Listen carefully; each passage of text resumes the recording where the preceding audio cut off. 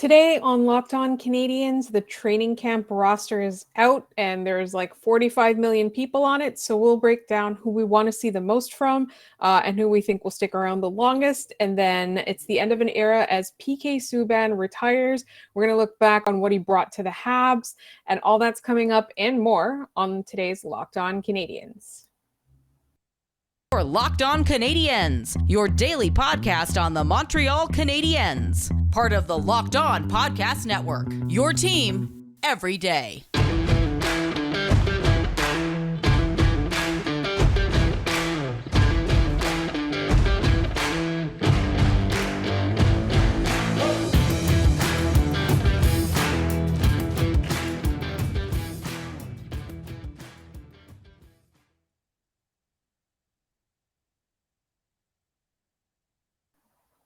Hi, everyone, and welcome to episode 689. My name is Laura Sapp, also known as The Active Stick, and I'm joined, as always, by Scott Metla of Habs Eyes on the Prize.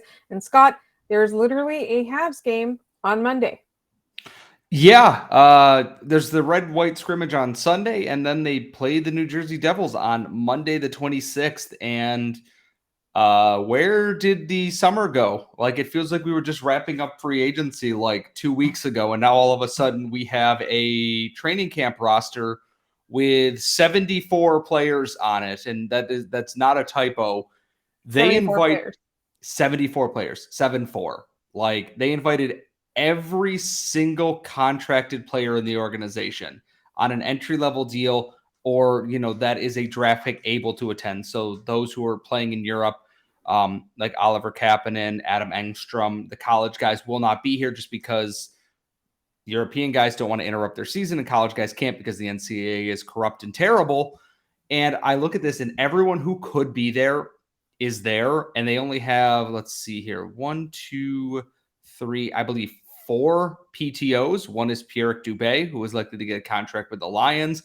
And one now playing defense, John Parker Jones, the 6'7" gentle giant who was the subject of many a gaze at the prospect showcase, and then 2 goalies.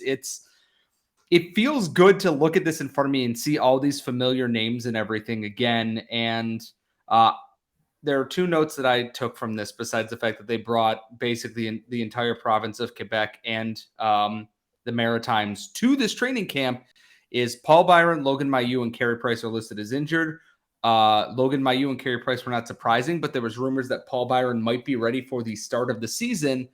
And not on that list is Sean Monahan, who we thought might not. That is a surprise, but go ahead. The start of the season is 24 days away, according to, I think it was the Montreal Canadiens that tweeted this.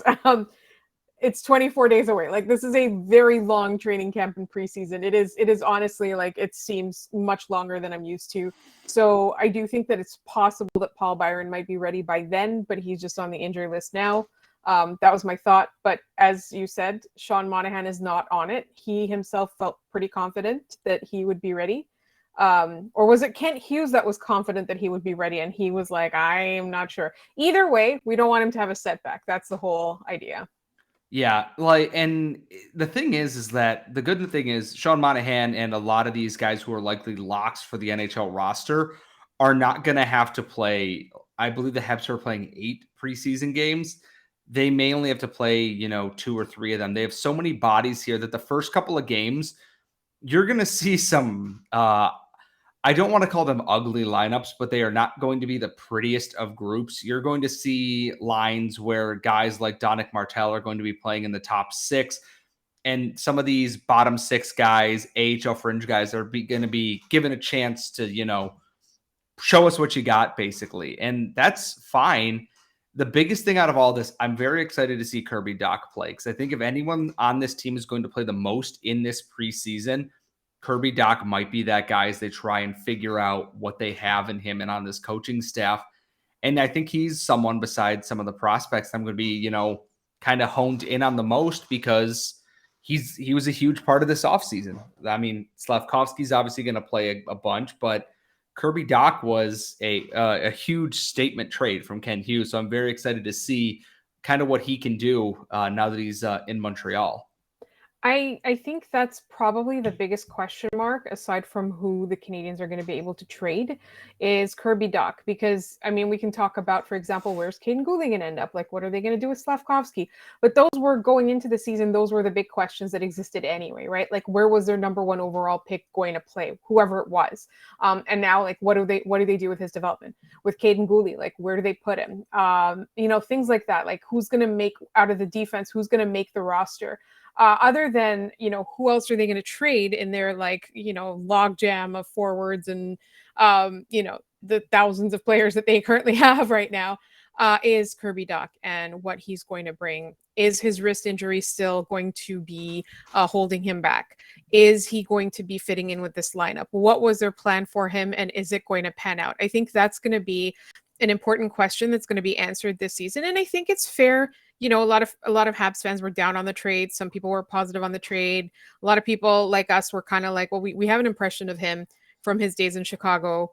Also, the wrist injury and everything. Like, we have kind of a preconceived notion of him, but we really want to see him with what Kent Hughes had in mind when he traded for him. Like, what did he envision? So, like, when they put him in that position, is he going to be able to succeed?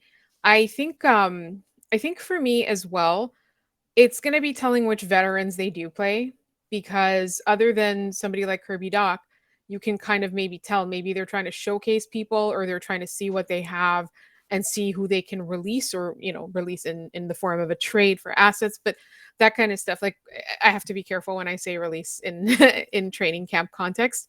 I find that having so many players just means, kind of like you pointed out, Scott, is that there's going to be frequent cuts.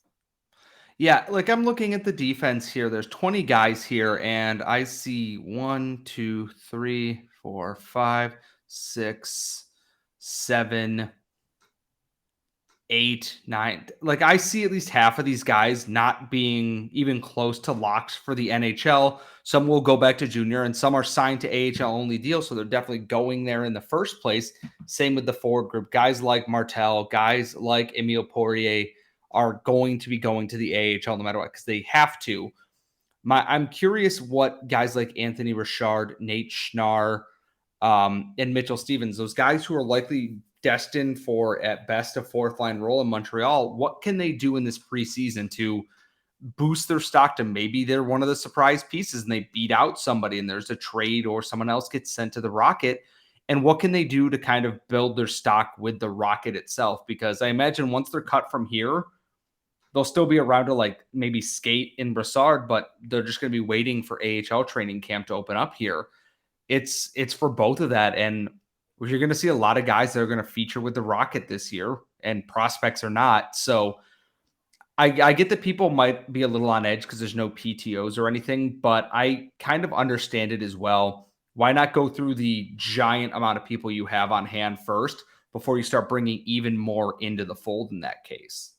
I absolutely agree with you, and it's a preseason with very many games, right? So they're gonna be able to play a lot of people and kind of see what they've got. Some people might not even play a game, right? Like, some people are just probably here for the atmosphere, and then and to kind of get that sort of training camp experience with all the coaches. But in the meantime, we are going to turn our attention over to some major news today in the world of hockey. 3 defensemen retired, and we're going to talk about the 2 that had the most impact on the Montreal Canadiens, good and bad, and all of that is coming up next. But first, betonline.net is your number one source for all your pro and college football betting needs and sports info this season. Find all the latest football league developments, game matchups, news, and podcasts, including this year's opening week's game. BetOnline is also your continued source for all your sports wagering information, including live betting, esports, and scores. The fastest and easiest way to check in on all your favorite sports and events, including MLB, MMA, boxing, and golf. Head to the website today or use your mobile device to learn more about the trends and the action. BetOnline is where the game starts. And just before we start discussing I guess it's really big news. Just a big programming note. We are going to have a Friday mailbag this time, unless major news breaks and, huge things happen. But we are recording it on Wednesday night at 7 p.m. Eastern. So the day that you hear this podcast, please send over your mailbag questions. You can send them in the YouTube comments. You can also email them to us at lockedoncanadians@gmail.com. And you can tweet them at us at Twitter, LO_Canadians. I'll put out a call on Twitter as well. But the mailbag will be on Friday. But due to my life circumstances, we're recording it on Wednesday at 7 p.m. Thanks, everybody. So, Scott, today, three defensemen retired. And two of them had a major impact on the Montreal Canadiens story over the last, I'd say, decade and a half, maybe. Yeah. It was quite a day to be a defenseman in the NHL here. Keith Yandle started the day with a retirement, and that was early. Zdeno Chara announced his shortly after that. And then shortly after that, PK Subban announced his retirement from the NHL at 33 years old. And we kind of talked a little bit a couple of times this summer about Subban potentially coming in as like a PTO option or as just a cheap, 1-year mentor for the Canadiens. But, he thought it was time. And the biggest thing out of all of this, that PK Subban retiring is going to be a major coup for whichever network is smart enough to give him the airtime, whether it be during intermissions or whatever. Give PK Subban the airtime because he's the personality and breath of life that the media around this sport needs, and the guy gets it. He's electric, and it does feel very weird that in the last year, like the backbone of the Canadiens for the better part of a decade, Subban and Price are now gone. Or, well, not gone. Carey Price is still around, but likely is done playing hockey, and PK Subban's retired. It's a very weird feeling, and it almost would feel very cliche or almost overdone, like you wouldn't believe it, that the two former best friends are going to go out at the exact same time. Hockey's a lot different when PK Subban's not playing. I know he's not the guy he once was, but when he's on, it was can't miss hockey. It's wild from being the rookie called up in the 2010 playoffs to Norris winner to Stanley Cup finalist to whatever lies ahead. It's been quite a road for PK Subban since he was drafted by the Canadiens in 2007. I hate the word polarizing figure because that's what people say about him a lot. I think as a Montreal Canadiens fan, he was somebody that was extremely fun to watch on the ice.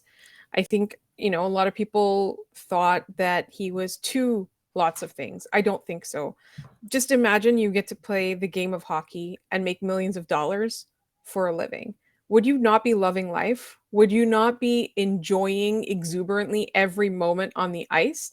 I personally, I thought that, people are like, oh, he jaws too much, but he shut fans up, opposing fans up so many times, right? Like as a Habs fan, just like it makes me sad that he had those injury problems. And it also makes me wonder because there are so many rumors and it's easy, like in hindsight to say things like that is like maybe the Bergevin front office knew that he had those back problems that he wasn't going to be able to play through. That there and that, that was kind of the precipitation for his career, the downward, I wouldn't say a spiral, but a decline. And it's sad because that there was a lot of skill there. And I just remember just every time he got the puck, you would hold your breath and just kind of see like, what's he going to do now? And sometimes it was mistakes, but he was so good at recovering his mistakes. Like that was something that for me, it's a debate that we have about offensive defensemen all the time is that they make a mistake, a defensive lapse, whatever, and then they go and they recover, but people don't see the recovery. They always see the mistake. And so like there was a lot of criticism about him, but I was always unabashedly 100% a PK Subban fan.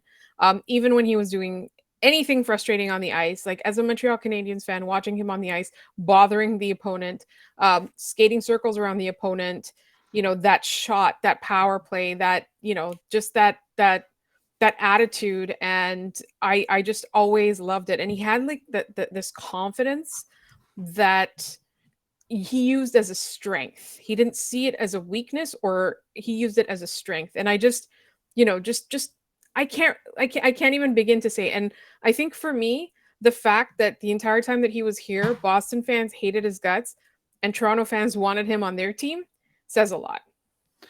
The wild part is to me is that PK Subban played with swagger, and more often than not, he could back that up because at his peak, he was that damn good at what he did. I remember that quote after game 6 against Boston where he said he was going to go into TD Garden and he was going to take the energy and joy away from everyone in that building. And then he went out and did that. He was unstoppable in that series. When he got on a track, and sometimes he tunnel visioned it a little bit too much sometimes, you might argue, but when he wanted to do something, he went and sold out for that. He did everything he possibly could to make that happen. When it comes to, bleeding, the Canadiens colors, I don't think anyone could argue that anyone did it more than PK Subban did, at least back when he was playing here.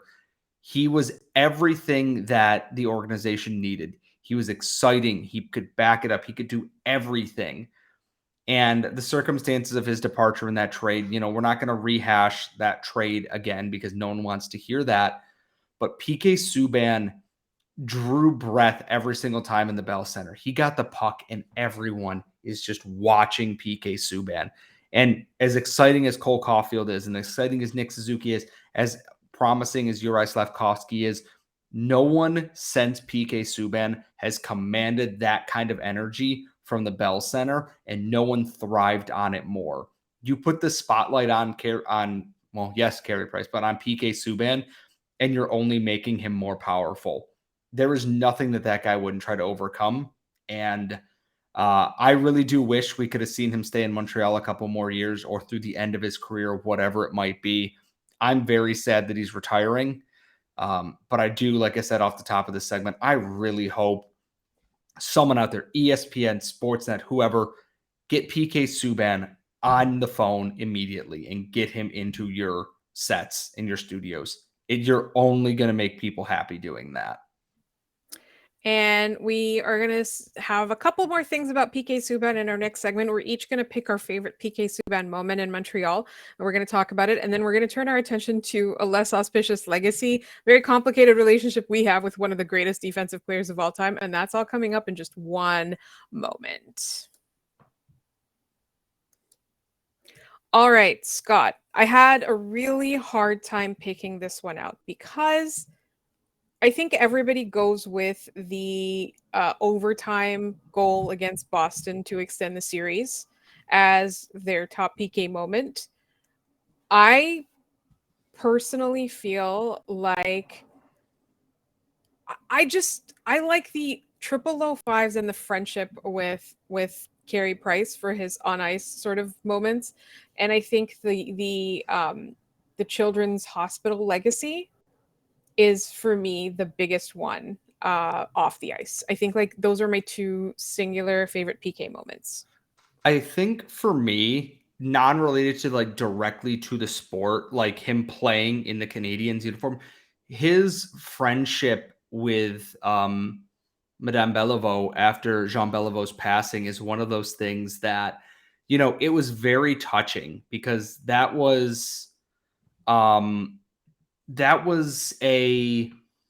it was almost a meeting of generations. Jean Beliveau was this very calm and composed, generous player off the ice, and PK Subban embodied a lot of those similar things. He made time for fans and for children and anyone who was, in need of that. I've been reading stories on Twitter about all of his visits to the Children's Hospital and everything else, and that's important. That's what makes you a great Canadiens player. And if we're talking on ice stuff, his game 3 goal against the Bruins coming out of the penalty box at the Bell Center, everyone talks about it. Like Andrew Berkshire was there. The roof seemed like it was going to collapse just from the joy and the cheering and everything going on. You couldn't beat it. It's the loudest I think I've ever heard the Bell Center, and I really wish that we could have seen more of that throughout the future. But like on ice, that is the one moment that sticks out. And then, of course, personally, because I love a good bit of trash talk, I think it was Subban's like first or second game in the NHL Chris Pronger goes to lay him out, and PK Subban ducks away from it. And instead of continuing with the play, he turns around, looks at Hockey Hall of Famer Chris Pronger, tells him, "Suck it, Prongs," and continues to skate away. It infuriated Mike Richards so much, he just never let him forget it. It's truly one of the funniest things, at least, on my end of things, because I love a little bit of trash talk. Also, the hit on Brad Marchand, where he absolutely he was like, it was a mid-ice hit, and it was like he didn't even move, and Brad Marchand was flattened. So those two things. Also, speaking of the Bruins, Zdeno Chara also announced his retirement today. And in basically most places outside of Montreal, he is considered, one of the best defensemen to ever play the game. I think in Montreal, there would have been a begrudging respect for him if not for the Max Pacioretty hit. In fact, like a couple of years ago, people applauded him. I can't remember what milestone he hit. It might have been 1,000 games or something, or even more. Anyway, the Bell Center faithful applauded him and got a lot of criticism for him. I think that I would honestly, I just hate him forever because of that Max Pacioretty hit and the way that he dealt with the aftermath. It wasn't the hit itself as much as it was the aftermath that really bothered me. But there's a couple of things about Zdeno Chara that I think are positive. One is the charity work that he does, and the fact that he would climb, I think it was Kilimanjaro every year for charity, and just like all of those things that he does, which again, don't erase the Max Pacioretty hit. And then there were some dirty plays that he had, and it was always like against like Brendan Gallagher or some other Hab, like it was always the Canadiens that he was that were the receiving end, that were on the receiving end of these things. So like it really, really bothered me. But the other thing that I also like about him is that he was really funny about himself. Like, we've all seen the picture where he dresses up like a bunny to go to the children's hospital. This was something that I'd completely forgotten, but Jared Book pointed it out on Twitter and actually pulled up the video, was that there was this McDonald's Big Mac campaign outside the Bell Center where they asked a bunch of Habs fans what they would do for a Big Mac. And they asked if they would hug Zdeno Chara and Chara. I keep saying Chara, but it's Chara. And he came out from behind like this board and is like, "What are you talking about?" And then got a whole bunch of Canadiens fans to hug him for a Big Mac, which I thought was really, really funny. Like, he definitely had a sense of humor about himself, has a sense of humor about himself. He's not dead. He's just retired. I really hate the aftermath of that. Like, it wasn't like the hit was bad. Thankfully, Max Pacioretty recovered, but the way that he behaved after that, that's the thing that really bothered me. I'm of the same thought, because Zdeno Chara, by all accounts, off the ice, is just a gentle giant. He's a very kind-hearted person. He's very well-spoken. He, makes time. He's always very polite with the media and everything.